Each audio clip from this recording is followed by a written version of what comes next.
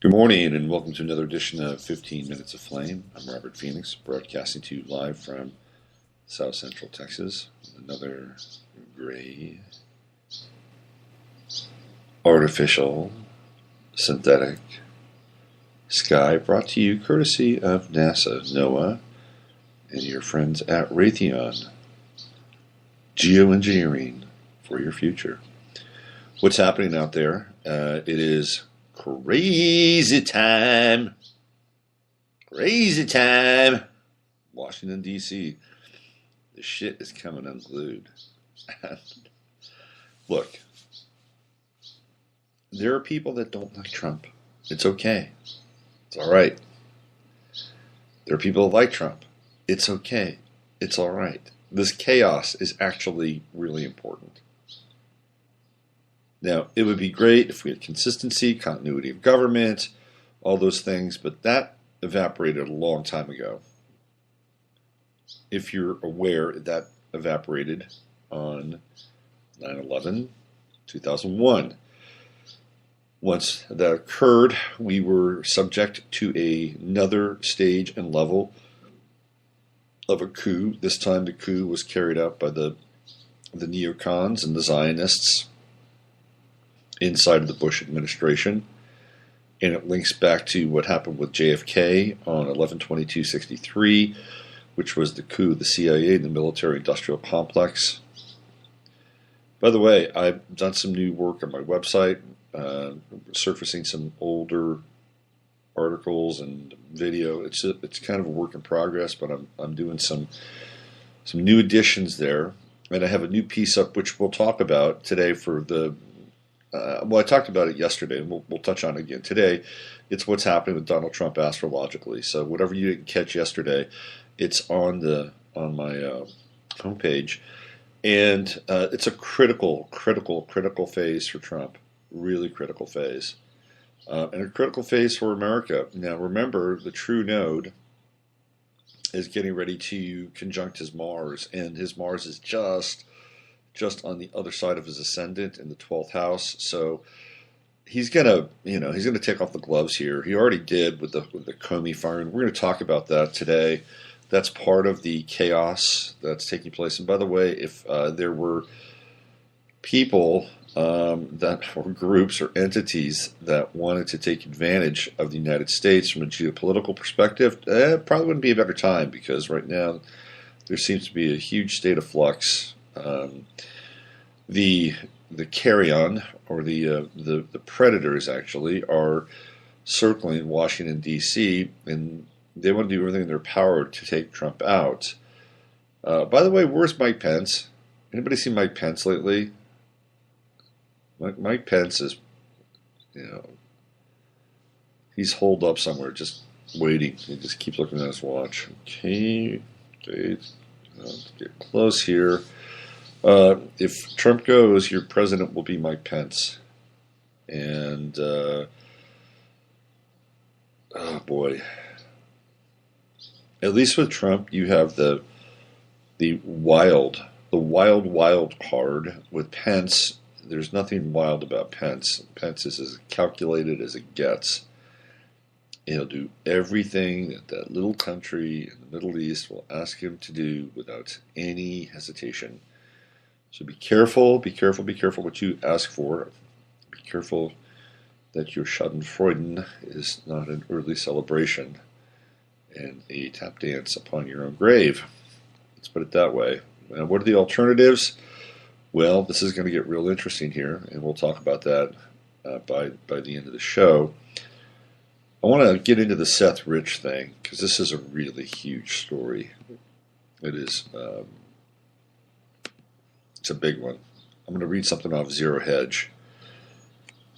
And Seth Rich, just in case you've been living in a cave for the last year, Seth Rich was a DNC staffer, and he was being asked by John Podesta to have a larger role in the Hillary Clinton campaign. And I have some questions about Seth Rich.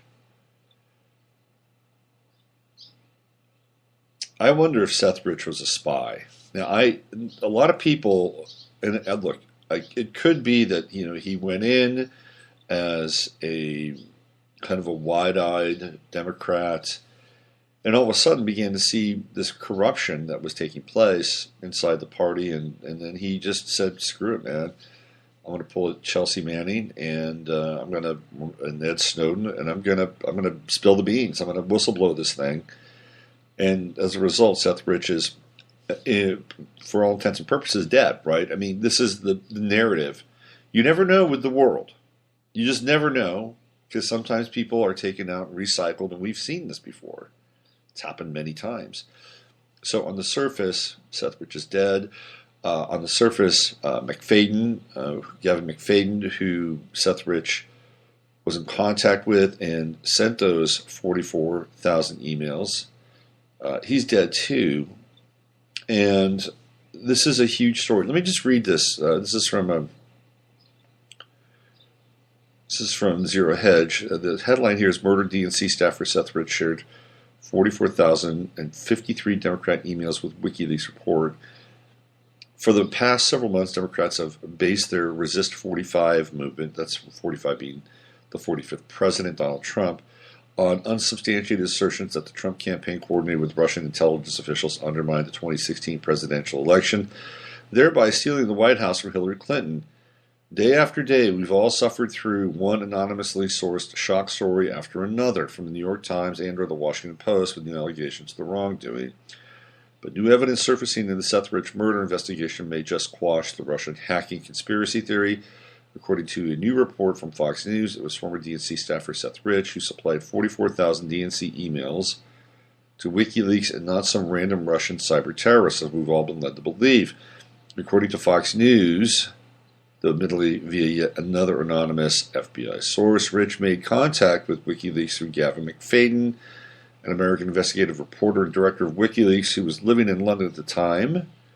According to Fox News sources, federal law enforcement investigators found 44,053 emails and 17,761 attachments sent between DNC leaders from January 2015 to May 2016 that Rich shared with WikiLeaks before he was gunned down on July 10th, 2016. The Democratic National Committee staffer who was gunned down on July 10th on a Washington, D.C. street just steps from his home had leaked thousands of internal emails to WikiLeaks law enforcement sources, told Fox News. And a federal investigator who reviewed an FBI forensic report detailing the contents of DNC staffer Seth Rich's computer generated within 96 hours after his murder said Rich made contact with WikiLeaks through McFadden, a now deceased American investigative reporter, documentary filmmaker, and director of WikiLeaks who was living in London at the time. I have seen and read the emails between Seth Rich and WikiLeaks, the federal investigator told Fox News, confirming the McFadden connection. He said the emails are in possession of the FBI, while the stalled case is in the hands of the Washington Police Department. They don't want to do anything. Could you imagine being that police department in Washington, D.C., Baltimore? All the stuff that happens, and they just turn their heads. Yeah, this is another one of these. Okay, let's just see how long we can ride this out. Then on July 26th, just 12 days after Rich was killed, WikiLeaks published internal DNC emails that appeared to show top party officials conspiring to stop Bernie Sanders, which they did, from becoming the party's presidential nominee. As we've noted before, the DNC's efforts to block Sanders resulted in Debbie Wasserman Schultz's resigning as DNC chairperson. That is true. That is true. She stepped down, and she just went over to the Hillary Clinton campaign. This is what these people do. They don't really die. They just become recycled to some other form of black goo. These new revelations seem to be consistent with the findings of Rod Wheeler, a former D.C. homicide detective and Fox News contributor whose private investigation firm has hired Rich's family to probe the case. So I think we can safely state that Rich has expired. He's passed on. He was killed. So we just have to always kind of keep that sort of in our back pocket just a little bit. We have to keep a little reserve here. But so this is really. Let me read this here. This is what happened that night.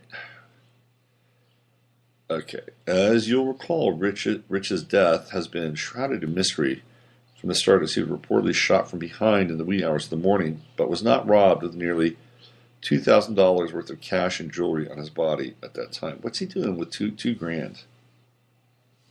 Cash and jewelry. That's a lot of money. Rich had been at Lou's City Bar, a couple of miles from his home, until about 1:15 a.m. He walked home, calling several people along the way. He called his father, Joel Rich, who he missed because he had gone to sleep. He talked with a fraternity brother and his girlfriend, Kelsey Mulca. At around 4:17 a.m., Rich was about a block from his home when Mulca, still on the phone with him, heard voices in the background. Rich reassured her that he was steps away from being at his front door and hung up. 2 minutes later, Rich was shot twice. Police were on the scene within 3 minutes. Rich sustained bruising on his hands and face. He remained conscious but died at a nearby hospital less than 2 hours later. Ooh, that's an interesting tidbit, isn't it? I'm always suspicious of that stuff. Shortly thereafter, Julian Assange applied that Seth Rich was, in fact, a source for WikiLeaks and offered a $130,000 reward for information leading to his killer.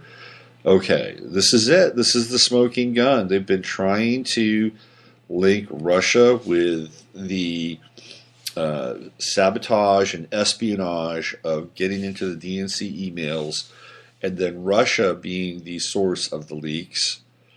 That's not true. That is not true. It is clearly and has been, and we've known this for months now, the late Seth Rich, who performed really, if this is all real and motivated by his conscience, he performed a pretty significant role here, pretty major task. Now, there's a possibility. Again, he could have been inserted into the DNC and done that. Look, we cannot, take anything for granted. Okay, but we do know that he was responsible for these leaks. It was him, wasn't the Russians. Okay, what's happening with the mainstream media? Are they reporting on that? No, they're not. Fox did a little bit, but this is huge. This is huge. This would dispel a lot of this Russian bullshit that they're trying to get Trump on, which is a major distraction. Now, of course, Trump probably did a misstep with Lavrov, told him a few things. But again, I brought this up yesterday, and what happens with security and information is that it's ubiquitous. If the Russians want to know something, they're going to know something, right? I mean,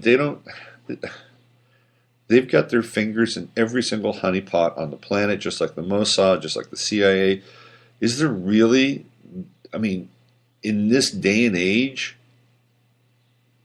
it's harder to keep a secret than to get one. So this whole idea that Trump passed along like vital, top secret stuff to the Russians. I mean, maybe he did, but it's not like the Russians probably didn't know it anyway. Let's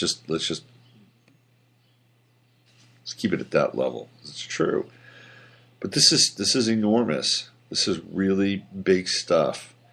Now, let's just start stacking a few other things here, because we know that Seth Rich has lost his life, and it's unfortunate. And man, if I was his parents, I'd be really sad and depressed. But at least I would have known that my son would have, died in what would be a just cause in many ways. Now, I was sent an email, and it came to me the other day, and I wasn't aware of this, but I wanted to bring this into the mix here. Hold on a second. Let's do this. I want to bring this up on the screen. Okay.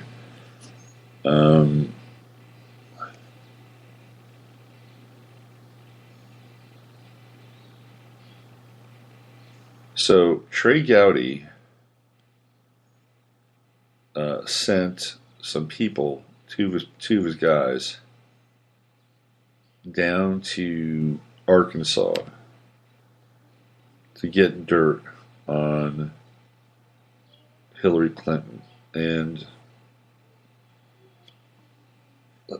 apparently they were tortured and found dead. And then there's this other Clinton assistant, J.W. McGill, who was 34 years old. He was found dead. And this is from April 23rd, 2017. This is pretty big. This is big stuff.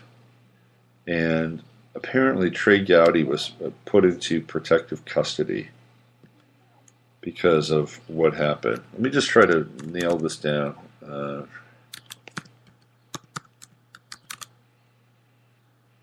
me see if I can do this. I'll get the right story here for y'all.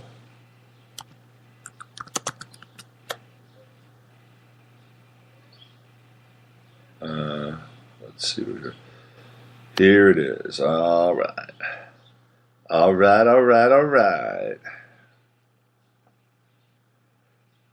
This is from the website thelastlineofdefense.org. Breaking: Trey Gowdy's missing investigators found. 2 investigators who went missing after traveling to Arkansas have been found in a shallow grave in a wooded area more than 100 miles from where their truck was found.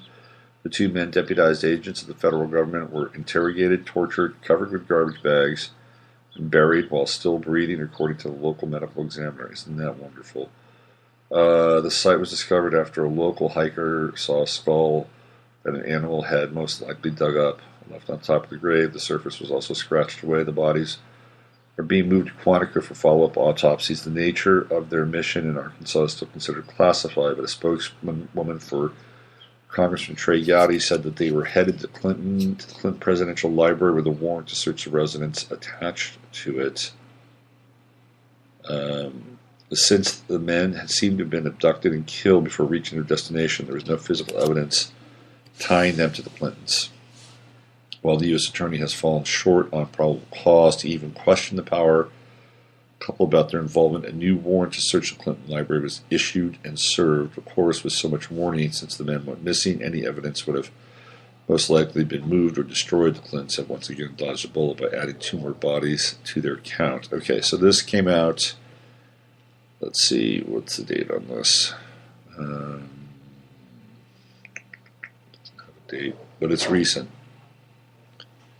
It's quite recent. I hate it when they don't have dates on posts on sites. So we've got that, and then we have the Clinton aide assistant missing. So Trey Gowdy's, boy, that's brutal, man. This is brutal. So we have these 2 assistants, and then this I did not know. This is a whole other piece to the Clintons. Snopes. Every time you look at something about what happens to the Clintons, boy, Snopes comes right up to the top of the results in Google. Isn't that interesting? Bunch of bullshit. Hillary Clinton's assistant, J.W. McGill, dead under mysterious circumstances, is fake news. Okay, so we'll pop that. It's fake news. All right. What else do we have here about this? I'm just finding this out now. I was not aware of this guy. Let's try this one here. How to get through these news sources now is really it's a really interesting game, isn't it? The way they've set this thing up. Okay, so J.W. McGill is found dead. Jonathan Wilson McGill, 34, was pronounced dead on his couch by a private doctor after suffering an apparent heart attack. Yeah, heart attack at 34. Johnston Wilson McGill is pronounced dead on his couch by a private doctor after suffering an apparent heart attack. It happened just days after being summoned to appear before Trey Gowdy's. There's that Trey Gowdy again. The Congressional Committee to testify about Hillary Clinton's email server. McGill was one of Clinton's aides. The death was reported that happened at her home. Okay, so it's a her. Is it a her? Home and natural causes. A spokeswoman for Clinton's former campaign said that Huma Abedin, Clinton's deputy campaign coordinator, found McGill, which he stopped by for coffee to discuss Clinton's plans for a run for mayor of New York. Trey Gowdy's office had no official statement, but his top aide, Mandy Gonzalez, said that the committee isn't happy with the circumstances of McGill's death. You think? That his own doctor was summoned to pronounce. Abedin says she called the private doctor because she hoped he could save a friend. There will be no autopsy on the body, which will be cremated before sunset in accordance with his religion. McGill is the single son of deceased parents and has no family. No services are planned. Wow. No family. I don't know what the religion is. What do you think the religion is?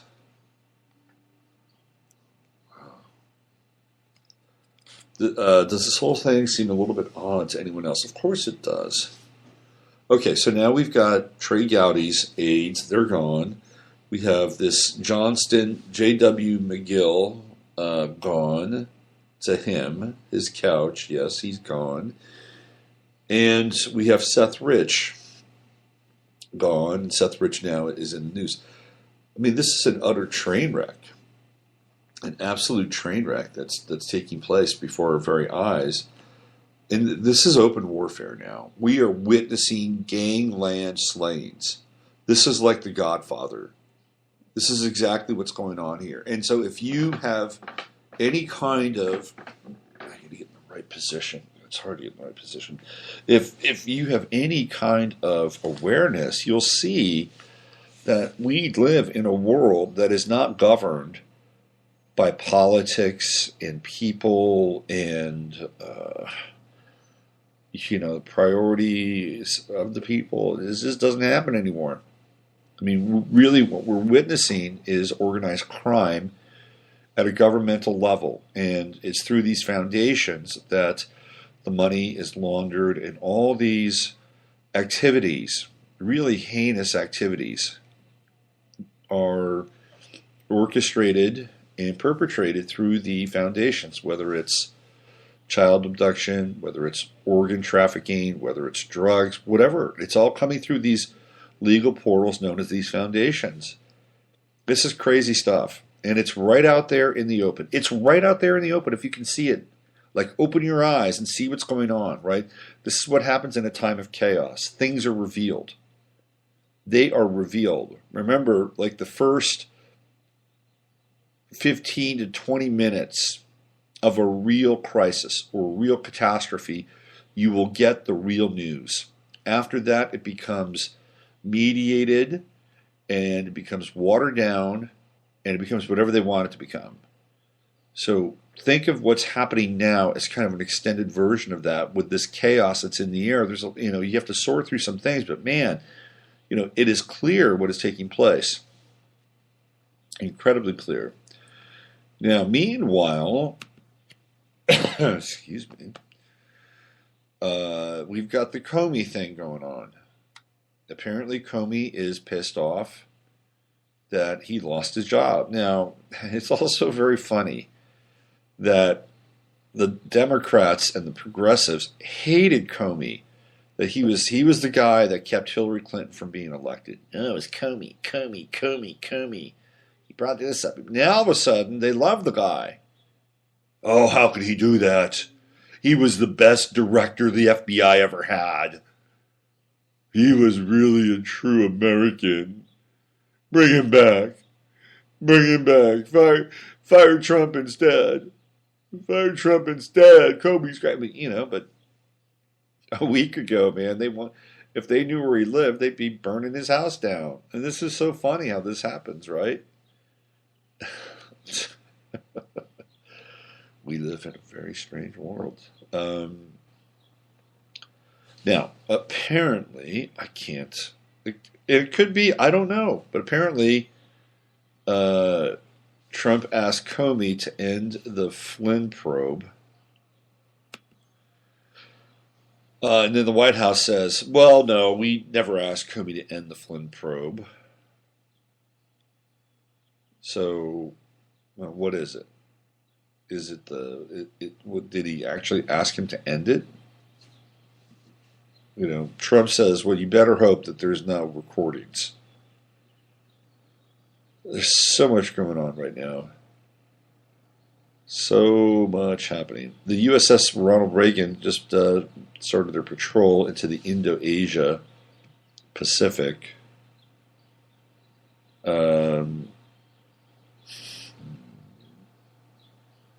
Hillary just launched a new super PAC. God, these people never give up, do they? They never give up. It's amazing.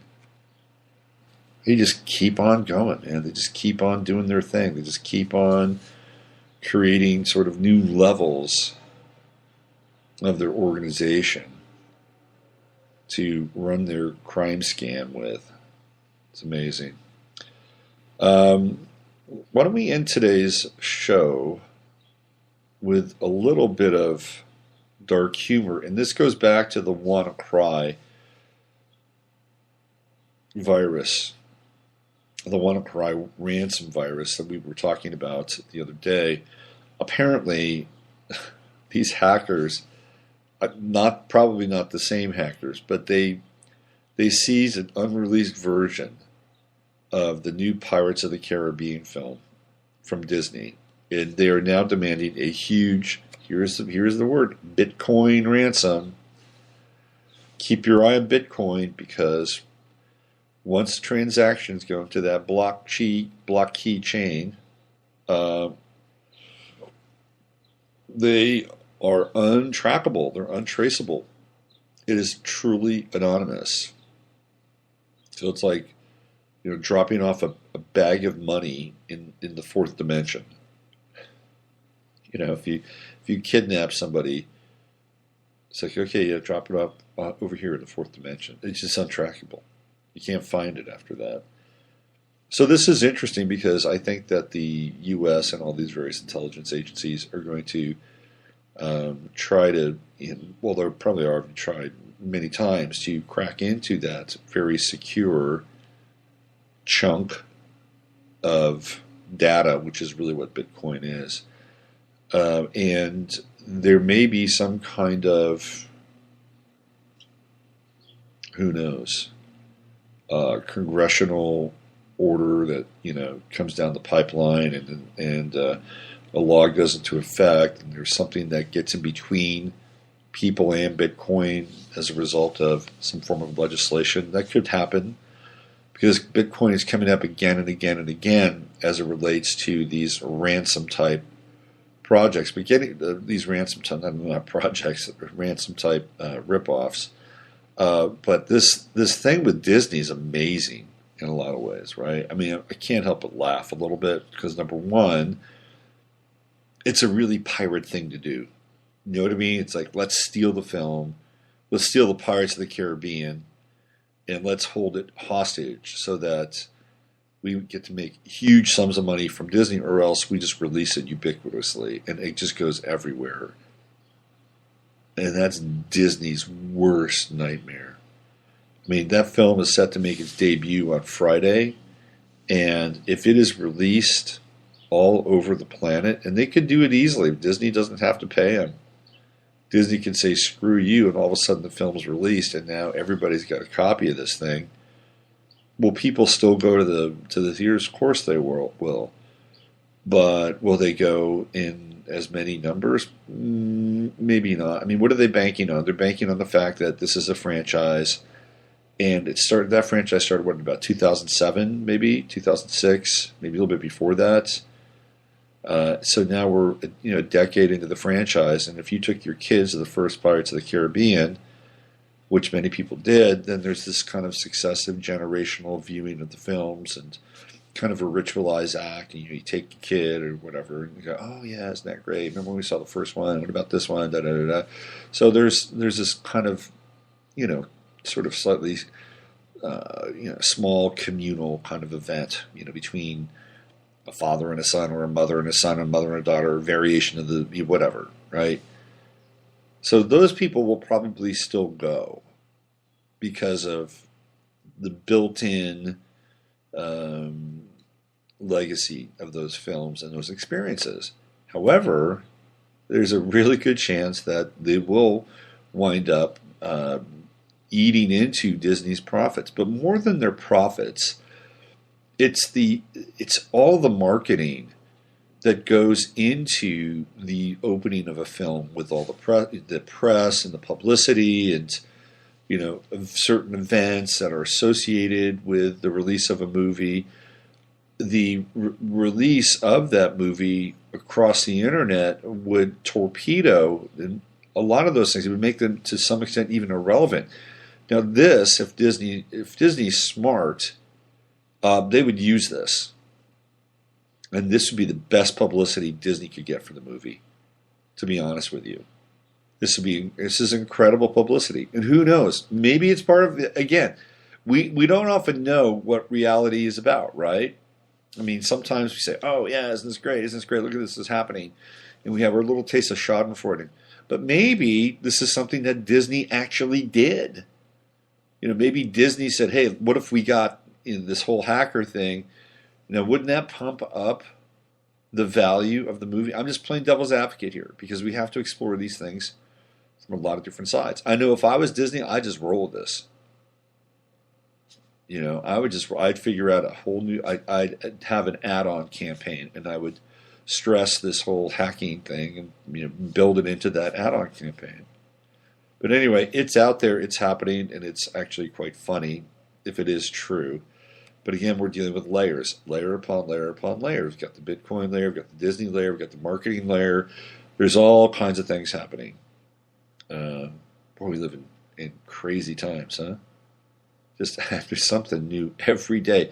And, I wrote this piece on Trump and the True Node, and I had two reactions from people on Facebook. One was a woman who said, "Great, maybe he'll die of a stroke. This is really getting out of control."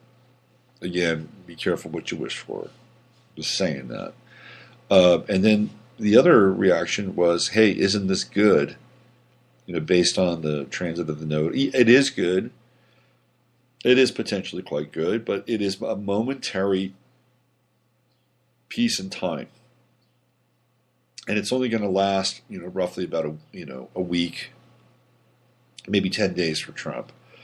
And then that true node is going into his 12th house, which is all about retreat.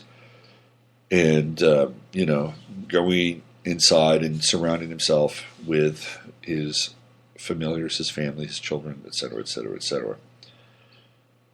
So the next week is going to be mind-blowing here. So we're at the 17th, and we have June 1st coming up, which is apparently a date that is kind of circled on the calendar, the doom calendar. So we'll have to look at that. Maybe we'll look at that on Sunday night. Anyway, these are crazy times. Stay fluid, stay loose, do your stretches, do your yoga, stay hydrated. Keep your gas filled in your car or your truck. Try to get a good laugh at everything whenever you can. This is really important. Just step back and watch this stuff. And really keep your eyes open, because this is a time of revelation. And it may not be a time of revelation from the biblical perspective, although it could be as well. It really is a time of revelation. When there's chaos, things are revealed.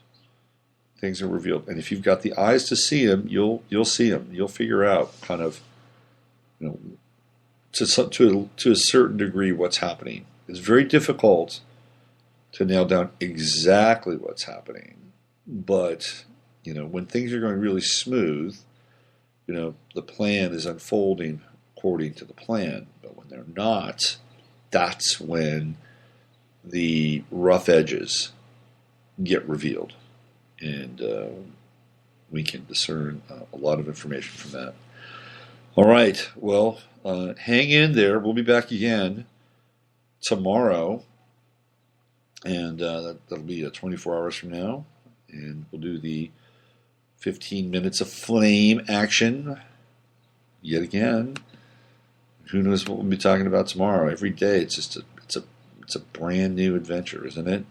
All right, use your head to discern what's real, your heart to say what's possible. Stay fluid, stay loose. Love to you all. This is Robert Phoenix.